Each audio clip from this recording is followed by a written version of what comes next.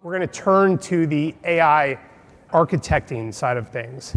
And as most of the room has been CX leaders, we wanted to pull in the discussion and get the perspective of chief AI officers and talk about how they are thinking about this massive transformation that's been happening and how most of the room who's CX leaders should be partnering with them. And we'll bring in that perspective. So I'm going to let folks introduce themselves really quick. And we had a delay in traffic for one of our panelists. So we've invited Krishna back on stage to join us. And if Howie joins, we'll pull him up on stage as well for this one. But it's my honor to welcome Bob Friday, who is the Chief AI Officer, has been for a long time for Juniper Networks and now part of HPE Networking. So welcome, Bob. Thank you. And Krishna, you need no further introduction. The only thing I would say was I have a little bit of a networking background. So I was just talking to Bob Friday about it. When I was a support engineer, I was doing specifically network troubleshooting. Actually, Howie Xu was the other engineer I worked with. So there's a lot of fond memories of troubleshooting networking problems. So this will be a fun conversation for me. Yeah, absolutely. Thanks for joining us, Krishna. So Bob, would love just for you to share a little bit about your background. You've had a great career, good experience to this, but that role of Chief AI Officer, it hasn't been that long since you've had that role. So maybe explain to us what that means. What is your scope? What are you responsible for? And then tell us a little bit about the org and what you're focused on there. Yeah, Joe, so I usually tell people that 40 years ago I started as a wireless engineer. If you bet $1 I ended as Chief AI Officer, you guys all be millionaires by now. So the fact that I'm here as Chief AI Officer tells you something how fast things are changing. My role at Juniper and HP is evolved from automation, right? So for me, day two, real-time operations has always been about the next step in the evolution of automation. And I've been a firm believer that as we move to cloud, in the networking space, I'm responsible for actually building self-driving networks for our customers. But I think when I look at almost all businesses, as we move into customer experience, there's almost always a customer-facing part of the business that customer success has to deal with. And so I'm a big believer that product and customer success are converging. They're one and the same, and you'll learn at MIST, I basically took my data science team and my Sri Raj here from Juniper Customer Success, so I work very closely with them on a weekly basis on making sure we actually can help customers solve problems. Fantastic, Bob. Thanks for the intro. I'm going to break and invite Howie to come up and join us. Oh. Yeah. Hey. Come and join us. We kickstarted, and thanks so much. I know you were in traffic. Come up and join us on stage. You can. Thanks for joining. I inserted myself into the conversation because I was talking to Bob about network troubleshooting, and I told I used to do troubleshooting with Howie Xu many years ago. So this is like at least 20 years, a lot more than 20 years. Krishna, do you want to introduce Howie? You guys go back a long ways. Yeah, let me introduce Howie. Howie and I, back in, I would say 2002, 2004, we were in VMware, and Howie wrote the virtual switch. So people who are familiar with the virtual switch product for VMware, he is one of the inventors of virtual switch. And I was doing VMware technical support, and I specialized on network troubleshooting. And a lot of network troubleshooting issues tend to be in the nexus of virtual switch interacting with your physical switch, physical NIC and all that. It's a very complex troubleshooting process. I thoroughly enjoyed it. Some of them are like very arcane bugs and very difficult to reproduce issues. So I would go to Howie's office and we would co-troubleshoot the issues and bring in some very interesting cases to him, like support cases to him. So that has been my experience with Howie. Until very late in the evening. And then looking at the TCP dump of all the hex numbers. Yeah, it's very fun memories. Yeah, so Howie since then has become an entrepreneur. He started a company, and you can probably tell what he did with that company, and you had an exit. And right now he is pretty much into an AI expert and a popular speaker in many AI conferences. So I invited Howie to join this event. Yeah, in the last 7 years, I've been a chief AI officer or the head of AI for 3 public companies. Right now at Gen Digital, and then before that, I was the senior VP of AI at Palo Networks, and then before that at Zscaler. And I did my startup back 2017, and it was acquired by Zscaler after it went IPO. So it's been a journey of doing AI machine learning for the last decade. And then 2015, I joined Greylock as an EIR, looking at quite a few interesting AI companies. So my last 10 years has been AI machine learning. But before that, I spent so much time on the TCP dump, CPU cycles before that. Anyway. We also intersected in Greylock. I think when he was a year at Greylock, we actually met, and I was telling him about that I'm starting a company called SupportLogic. This is the core idea, so we exchanged some notes back then. Yeah, and such a fond memory. And then who would have known 20 years later you are an entrepreneur in this space? It's amazing. Small world. Welcome, Howie. Thanks for joining us. We've had a lot of conversations today just around the AI agenda enterprises, and curious to get your take. Maybe we'll start with you, Bob. Where does CX fit in the overall prioritization? I think in the case of Juniper, I think there's two stories here. One is I'm on the product side, customer facing side. I think you look internally inside of companies, almost all CEOs are asking for 20% efficiency. And I would say there's two big areas where they're looking for efficiency. One is around engineering and software. And the other big area is customer support. Right? If you talk to almost any customer support leader, they're under pressure to do more with less. And that's where I think there's an opportunity for customer support and product to work together. Because usually if you're in a support group, it's because you're offering something to a customer, right? Now, all that support's coming from customers your business is working with. And so I think that is a big opportunity for support, is leveraging AI on both sides. Great answer. I think you're speaking to these people's hearts and minds. Do more with less, but be better and be better, more collaborative within the organization. Yeah, I think everyone, and I would say I work with the enterprises. All the enterprises who are adopting some sort of cloud AI, it's not replacing jobs. What you usually hear, they're going from being reactive to more proactive. They're basically changing their time. AI is taking the mundane middleman work out of the experience. And then your support team is getting much more strategic to the business. Howie, what does CX mean in terms of your org and the overall prioritization of projects? I don't have a lot to add. I would say, because I deal with AI across different functions, right? Not just the support or every functions. I would say there are two major applications for AI that's going to make a huge difference almost in every company. I think one is support, the other one is coding for programmers. Everywhere else you see AI applications, really depends on what you exactly do. Your mileage may vary. But I think when it comes to coding, when it comes to support, these two areas are going to be totally redefined, like what engineers are doing. When we were at VMware, that were engineers or what QA engineers or support engineers. As long as you're touching the code, I think your life should be totally different in the next few years. And the same thing with support. Now, it doesn't mean support is eliminated or not. To me, it's going to be redefined. Before you answer some mundane question, you get those things out of the way by AI. But you now can connect with your customers in a way that you never had the time to connect with them in a different way. So I think the AI is actually totally changing the customer support and then the coding, plus every other areas. But these two are major areas. Yeah. Howie, we talked previously about the role shift, and if there are jobs in support that are being eliminated, and support has historically been a people operation, right? How do you see that dynamic changing?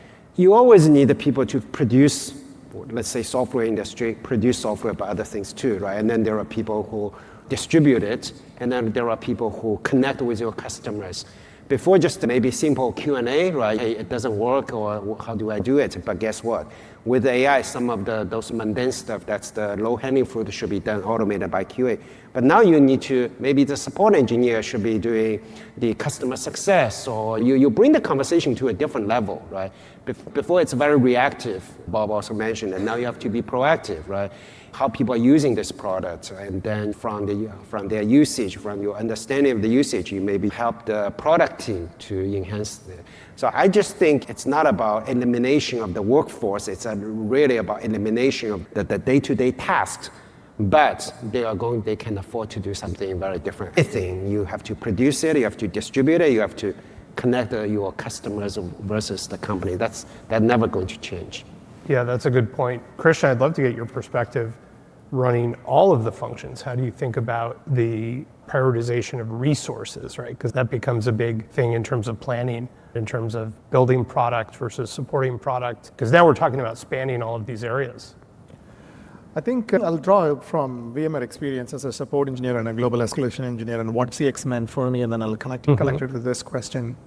Back in the days, we started a group called Product Support Engineering, which is a nexus between connecting the dots between customer support, engineering, and product. This was an initiative that was done in 2002 and 2004. So it's not a brand new idea. It's been around for quite some time. And the core idea there is going back to what Bob was saying and what Howie was saying is that a lot of this customer interaction data that you're dealing with on a day-to-day basis, right? Why repeatedly answer those questions? You can put a self-service in front of the customer and call it a day, but even better is to fix it in the product. That's where your point about being a joint partners with product is very important. So that's the task I took at VMware. Hey, we can write a KB article, call it a day, customers will find the KB article, will move on. They're going to get frustrated every time. If we get frustrated, they're going to see the KB article, they'll self-service, they'll be done. Better to fix the product. So I would take those feedback and run into a different building where Howie used to sit and gently tell Howie, maybe you should fix this issue in the next bug release because it's causing a lot of pain for our customers. So to me, that was a CX point of view. So CX is not just how support is just interacting. CX is not just about how great your customer portal and self-service portal is. CX is also about making sure these issues don't arise by channeling it to the engineering team. But the challenge I faced is getting the signals and passing on to a different group and running the building doesn't scale as the company scales. And that was a challenge we faced with VMware as well. And this is what the mission of SupportLogic is, how do we scale it? Yeah, right.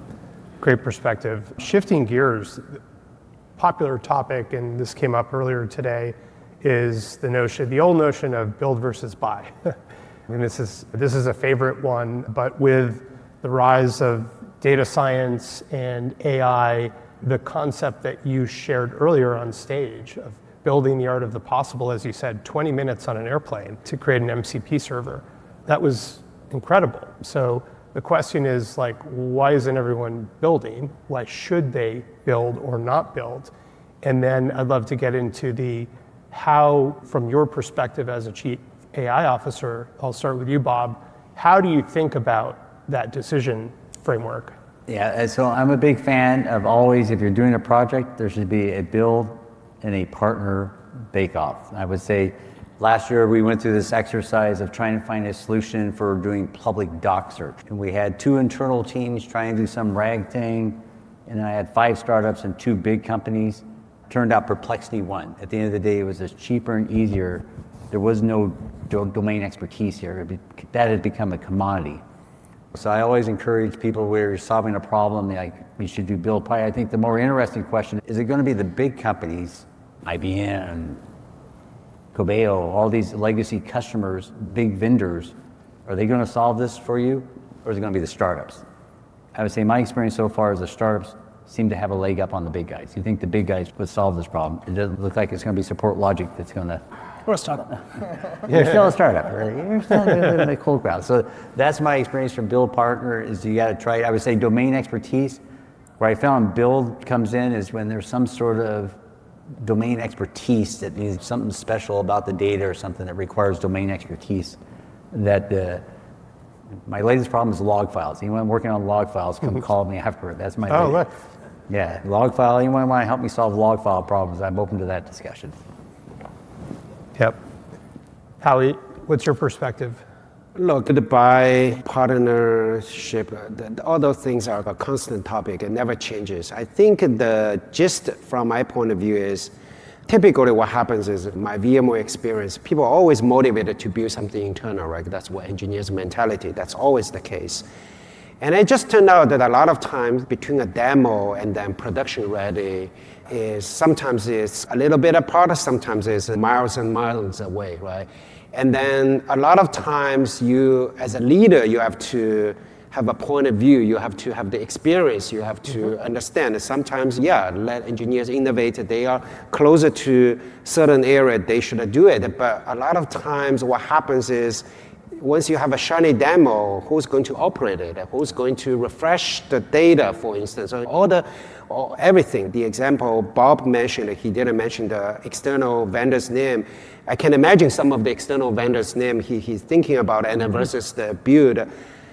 We went through similar thing, right? Hey, what if we just use Google, Amazon API, and then we can do enterprise search as well? But guess what? You have to connect with all the data sources, and it's a lot of the work, right? So people always underestimate, or not I wouldn't say always, people often underestimate all the kind of the sometimes dirty work to integrate for integration, right? But guess what? The integration sometimes is 90% of the work. Doing a shiny demo is 10% of the work. That's the piece I would say when you think about build, buy, whatever, partner, you have to be careful. You compare the shiny demo, it's all the same.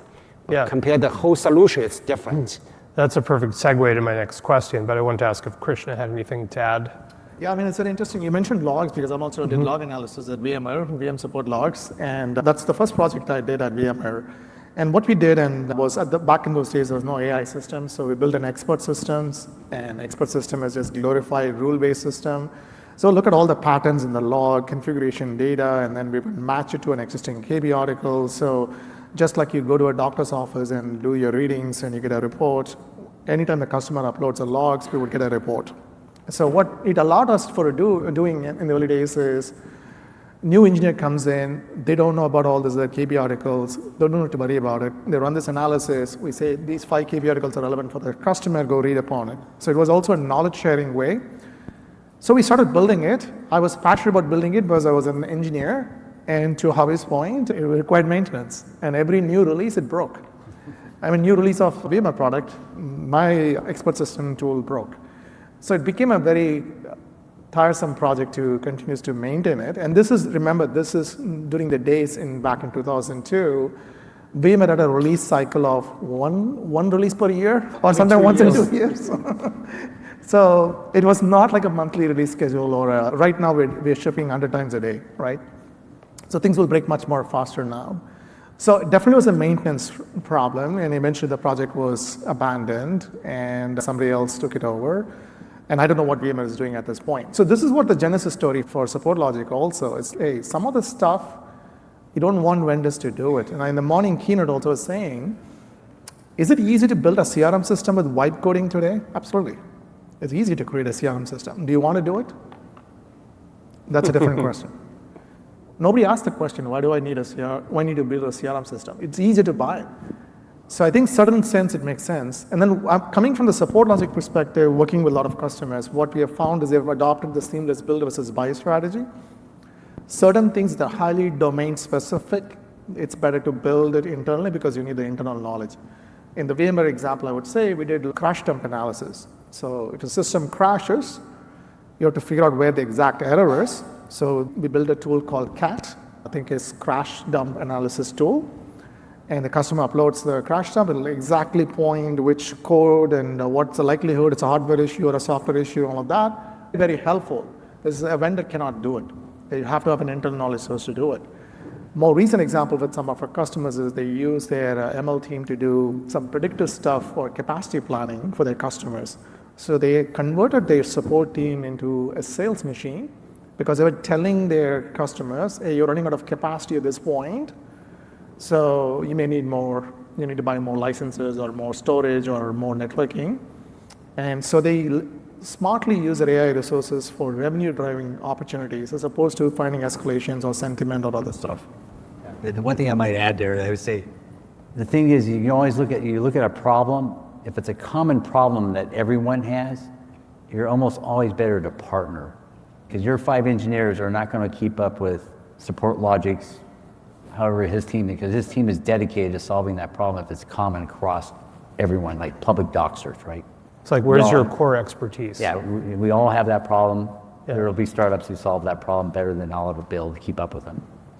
I want to go back to a point that Howie mentioned about the integrations, right? That's the difficult part. And maybe start with you, Bob, because you talked about some of the legacy systems and how you thought about that. What are the toughest challenges with integrating? I think the biggest challenge that most people are going to face right now is this agentic AI. This agentic AI for me is a new software programming paradigm. You think of it as nonlinear and non-deterministic. We're all starting to learn how to program with agents and LLMs. It's a whole new paradigm for automating things, especially across the legacy system, right? Everything now looks like an MCP server, and you'll be automating things with agents. The challenge is the software QA paradigm is changing. Before I used to write code that was very linear, very deterministic. It was easy to QA and test it. Now when you start changing these agents, agentic stuff, you gotta have domain experts to make sure that you've made it better. And so that's the other thing I would say, you start working with your legacy systems, they start all looking like data sources for your agentic, whether it's a partner or a build. I suspect you're doing agentic, everyone's now doing some sort of agentic AI programming. You have to think about how to maintain it when you change it. That's probably the big heads up I'd give everyone. Latency issues, schema shifts, No, this is more about agents, right? Because you're relying on these things to do reasoning. It's not, that all changes, but you're basically trying to use this stuff to automate a problem that your IT person did. We're basically automating, and that's the big transition, right? We're going from automating tasks to what humans actually did. What used to take an IT person to go troubleshoot, we're building agents and graphs to now to get to that resolve an issue faster. How you said that integrations with legacy systems were your biggest challenge. What a couple of things there. When I said integration, I don't think I only meant the legacy system actually. I think every system is different. These days, OpenAI of the world, they change their API behavior a few times a day. So that's the new system. So I would say in the AI context, I would argue there are more changes because of the AI technology. Every day, every week, you wake up in the morning, there's some breakthrough somewhere. So unlike 20 years ago, like Krishna said, we release things, every 2 years there's a major release, right? Now it's all the vendors, it's just so many things. I think the rate of changes is at a very different level. So when I mention the integration, it includes the pinpoint about so many things are changing. Do you know someone has to keep track of it? Do you want your engineer to do it versus a vendor to keep track of it? You mentioned the schema feature, all those shifts, right? They shift. The value for partners with someone, or the solution is they have been through this kind of they have ironed out those kinks with quite a few customers before, right? For me, it would be first time, wow, I didn't realize this thing can be changed. But Krishna may have seen that 200 times, right? So so when I say integration, it's certainly not the legacy. I would say legacy may be easier, maybe. The rate of changes is less. And then one last thing to add is in the world of AI, because it's not just everything is about AI these days, even how you evaluate, it's a tough thing, right? Do you know you are on the right track? Before, like when we did a VMware back in the days, the QA plan is so rock solid, you can test, does it crash, does it do this? In the AI world, the agentic solution, how do you know this is the right solution? I don't even know. It's very subjective. It's a very subjective. I feel bad for the QA engineers these days. Like, You both mentioned that. How do you test it? How do you test? Right. Yeah. And how do you even trust that you have the right solution? So it takes experience, it takes people who have a lot of scars. Otherwise, you don't even have the right to say, I know this is the right system. You gonna add something? Yeah, I would say in my case right now, my sales engineers are a proxy for my customers. My support team is actually a proxy for my customers, right? Because all my customers send tickets to my support team. So they become my domain experts. When I do any agentic AI stuff, I've set up a scoring system. I require my domain experts to now participate in product development or in support development. So I would tell you, if you start playing with agentic AI, you better find some domain experts that let you know you're making progress. You're heading the right, just how he says, how do you know you're heading the right direction? It's not as simple as QA things anymore. You both mentioned the word trust, right? And Krishna talked a lot this morning about how to avoid hallucinations, or you can't avoid hallucinations, but how do you address hallucinations in the LLMs, and how do you ensure trust, especially when you're dealing with customer data?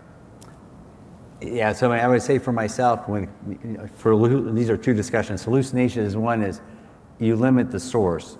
We're basically making sure, in the case of Perplexity, you're only answering from these documents. There's a source of truth in the documents. Trust is an interesting discussion. Let's see, how many of you have done the Waymo Uber self-driving experience out there? Show of hands. Anyone done a that? completely driverless car? Yeah, okay, so that's a level Very of few. trust, right? So you got into that car, and somehow you convinced yourself that car really going to do something on par with a human. I'm not sure how you got there. Some people get there because their friend told them it was safe or something. So I think that is the other thing on trust, even on customer support, IT. As we bring AI into an organization or into a group, as what I call evidence, usually they have to prove themselves, right? Just like a regular person. You're going to trust them. Just if I hire the new employee, I have to learn how to trust this new employee. On hallucinations, my standard joke is, for all those of you who have kids or employees, how often does that kid or employee do something? What the heck were you thinking? How often does your kid or employee hallucinate? Right? You just want to make sure the AI assistant hallucinates less than your kid or employee. And I think that's what we're with cars too, right? They have a better record. We know that those cars are on par or safer than a human driver. Yep. Do you have anything to add? Look, the large language model hallucination is a fundamental characteristics in some ways, right? We're not going to remove that. I'm not too worried about it because we have to cope with it. I think to some degree, Bob had a similar view, right? We already had employees, even our employees hallucinating. Why we have a very different standard with AI. I would even go a step further, right? It's not just a junior employee. Each one of us hallucinate in a variety of contexts anyways, right? So I don't think hallucination alone is the issue. It's how do you cope with it? What's the right expectation? How do you build, I think to your point, build a trust around it? Think about it when an intern came into your team in the past. You don't give this intern to do fancy stuff day one, right? But once you started understanding the boundary of that person, his or her capability, then at that point you gradually give him or her more responsibility. Earn the trust over time. Yeah, I would say the other thing, when you get in that Uber, Waymo, you don't have to worry about that car getting distracted or drinking. When you get that AI assistant, you don't have to worry about that AI assistant playing politics. You find out a lot of the problems come down to people playing politics. AI assistants are not going to be playing politics. So my main point is you have to understand the boundary of that system anyways. Just like we humans would have to understand the boundary of the interns or junior employees or even a senior employee just joining the team. You have to understand the boundary anyways. Yeah, the only thing I would add, and I covered it in the keynote as well today morning, only way to ensure trust is to have oversight. That's it. It's very simple. Every powerful technology humans have ever made has oversight built in. Take fire, nuclear power, airline industry, pick your technology. These are all very powerful capabilities. Humans cannot fly naturally, but now we can fly with an airplane. But look at all the safety and precautions that's gone with the oversight in place. Same for AI, it's no different. So I think that's a thing we should not overlook. The oversight capabilities of AI right now is pretty minimal.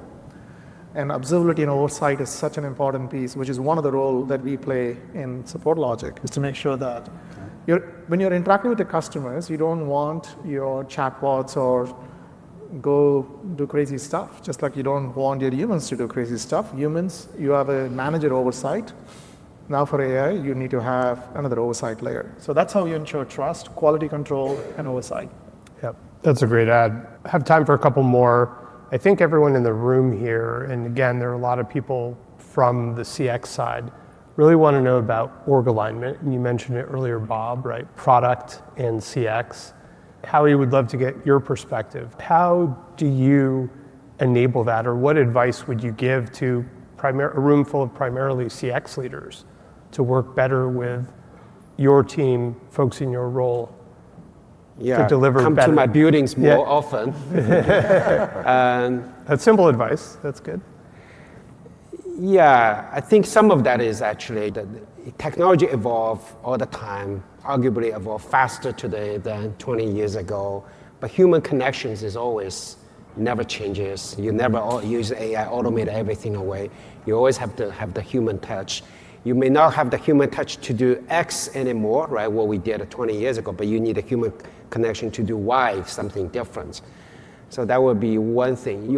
And then that's applicable between you and your customer, and also you and then your product development team, right? Human connection. I think the only thing I can think of is value you are providing is going to be at different level, right? Before you just report what's going on, right? You do more summarization, of course.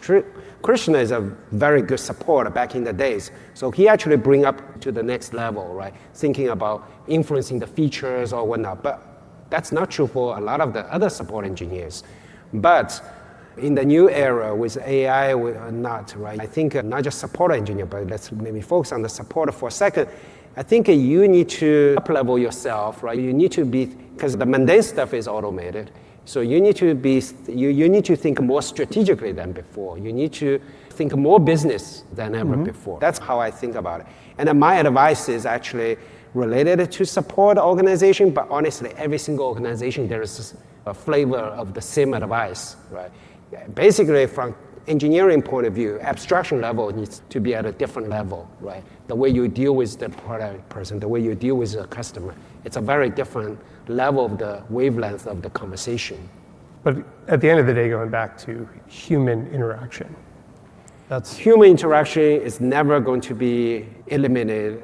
It's always needed just for a different abstraction, different wavelength, different level of the conversation. Thanks, Howie. Bob? When I started NIST, I put support and engineering in the same org, because I am a firm believer customer support represents the customer, whether it's service or product. Now, most of our companies are not organized. Usually support's over here, product service what's over on this side of the building. You got to work on bringing those two things together. Yep. Anything to add, Krishna? And then we'll do final lightning round. I think I've seen organizations putting product and support together makes a ton of sense. You have a tighter loop between product and support. Also seen organizations putting QA and support together. Yeah. Because if you miss a QA issue, it's a support issue. And support has a lot of practical, real issues that breaks in the scenarios that QA needs to capture and put in the QA scenarios. So having a tighter loop between QA and support also makes sense. I've seen with some of our customers using that model. I think it all depends on your business, your product, how your product interface with your ecosystem. So there is no one-size-fits-all playbook for anything. Covering the overall point we're talking about, which is elevating skills, everybody can become super agents with AI. That is the goal, right? So you can level playing the field for all the human agents with AI. So that's one of the advantage.